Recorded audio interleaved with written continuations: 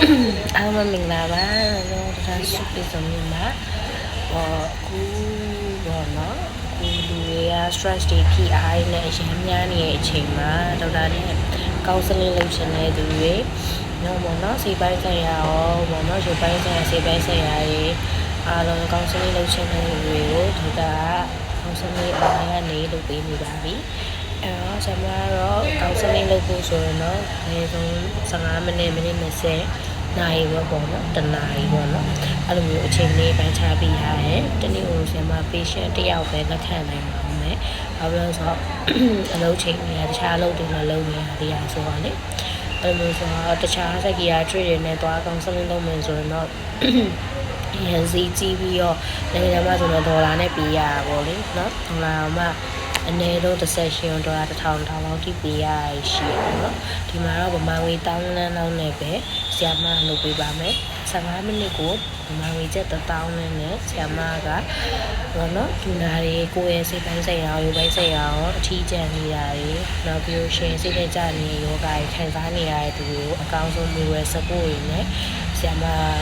ဘောနော်ကောင်စလင်းလုပ်ပေးမှာပါနော်အဲ့တော့15မိနစ်ကို1000နဲ့ဆရာမကရောဆရာမရဲ့ညာပေါ့စီကူတာတဲ့ခါလို့ပြောမှာလို့ပေါ့နော်အဲ့ဒါနဲ့လူတွေကိုကဲတင်ပေးမယ်ပေါ့နော်ကဲတင်ပေးမယ်ဆိုတော့ကိုနေနိုင်တဲ့ဘက်ကကိုနေပေးရပါတော့နော်ဆရာမကလည်း psychiatry ကိုအရင်ကပေါ်ကြရဲလေးလာနေရဆိုတော့ကြားကြမလို့counseling လုပ်တဲ့ဘက်မှာလည်းအရင်ဝဒနာပါရဲ့အဲ့အတွက်လည်းအရင် trusted ပြလို့ပဲလုပ်နေရတဲ့ကုန်ရှိရပါတော့အဲ့တော့ဆရာမနဲ့ counseling လုပ်နေဆိုရင်ဆရာမကို daily TikTok မှာလာ high ပြီးတော့လုပ်ပြီးလို့ရပါတယ်တနေ့ကတော့ patient တယောက်ပဲလက်ခံပါမယ်ကဲညမင်္ဂလာရှိတဲ့နေ့လေးဖြစ်ပါစေရှားအိုင်နဲ့ counseling လုပ်ချင်တယ် tele consultation လုပ်ချင်တယ်ဆိုရင်လည်းရပါတယ်တခုခု